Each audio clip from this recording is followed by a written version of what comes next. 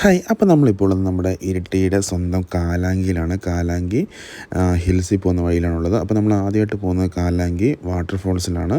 അപ്പം അങ്ങോട്ട് പോകുന്ന ആ ഒരു വഴിയാണിത്. നമ്മളിവിടെ വണ്ടി കാറിനാണെങ്കിലും ബൈക്കാണെങ്കിലും ഈ റോഡ് സൈഡിൽ പാർക്ക് ചെയ്തിട്ട് വേണം നമ്മളിങ്ങോട്ട് പോകാൻ വേണ്ടി. ഇവിടുന്ന് ഒരു 300 മീറ്റർ നമുക്ക് നടക്കാനുണ്ട്. അത്ര ദൂരമുള്ളൂ. ഇത്ര അടുത്താണ് നമ്മുടെ ഈ വാട്ടർഫോൾസ് വരുന്നത്. ഒരു നാച്ചുറൽ വാട്ടർഫോൾസാണിത്. നമുക്കിവിടെ കുളിക്കാനൊക്കെയുള്ള സൗകര്യങ്ങളുണ്ട്. ഈ ഒരു പറമ്പിൽ കൂടിയാണ് നമ്മൾ താഴോട്ട് പോകേണ്ടത്. ഒരു 300 മീറ്റർ, ഒരു 400 മീറ്റർ നടക്കാനുള്ള ദൂരമേ ഉള്ളൂ.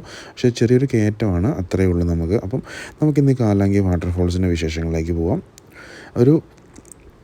നല്ലൊരു നാട്ടിൻപുറ പ്രദേശത്തെ നല്ലൊരു വാട്ടർഫോൾസാണിത്. അപ്പം കാലാങ്കി ഹിൽസിലേക്ക് പോകുന്നവർക്ക് എന്താണെങ്കിലും വിസിറ്റ് ചെയ്യാൻ പറ്റുന്ന, അതിൻ്റെ കൂടെ തന്നെ വിസിറ്റ് ചെയ്യാൻ പറ്റുന്നൊരു സ്ഥലമാണ് നമ്മുടെ ഈ കാലാങ്കി വാട്ടർഫോൾസ്.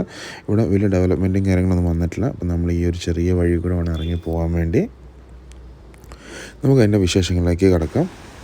നമുക്ക് ഇവിടെ എത്തുന്നതിന് നമുക്ക് ഈ വാട്ടർഫോൾസിൻ്റെ സൗണ്ട് നമുക്ക് വല്ലാണ്ട് നമുക്ക് കേൾക്കാൻ പറ്റും. അത്രയ്ക്ക് അട്രാക്റ്റീവായിട്ടുള്ള ഒരു സൗണ്ടാണ് ഈ ഒരു വാട്ടർഫോൾസിൻ്റെ സൗണ്ട്. പിന്നെ നമുക്കിവിടെ കുളിക്കാനൊക്കെയുള്ള സൗകര്യമുണ്ട്. നമുക്കിവിടെ ഇറങ്ങിക്കഴിഞ്ഞാൽ ഇതിൻ്റെ മുകളിലോട്ട് നമുക്ക് നടന്നു പോകാനുള്ള ഓപ്ഷൻസ് നമുക്ക് അവൈലബിൾ ആണ്. ഈ ഒരു ചെറിയ വഴി കൂടെ വേണം നമ്മൾ താഴോട്ട് ഇറങ്ങി പോകാൻ വേണ്ടി. വീതി കുറഞ്ഞ ചെറിയ വഴിയാണ്. നമുക്കിതിൻ്റെ താഴോട്ട് വേണമെങ്കിൽ ഇറങ്ങി പോകാം. ഇതിനെ കുറച്ച് മുകളിലോട്ട് വേണമെങ്കിൽ നമുക്ക് പോകാനുള്ള ഓപ്ഷൻസ് നമുക്ക് അവൈലബിൾ ആണ്.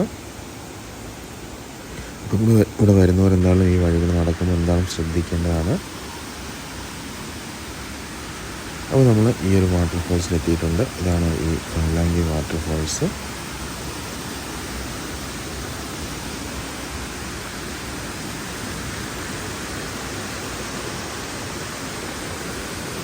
ഇതിൻ്റെ സൈഡിൽ കൂടെ നമുക്ക് ഇതിൻ്റെ മുകളിലോട്ട് പോകാനുള്ള ഓപ്ഷൻ ഉണ്ട്. അവിടെ മുകളിൽ കുളിക്കാൻ പറ്റും. ഇവിടെ താഴെ കുളിക്കുന്നതിന് കുഴപ്പമൊന്നുമില്ല. ഇതിൻ്റെ മുകളിലേക്ക് പോകാൻ പറ്റുന്നതാണ്.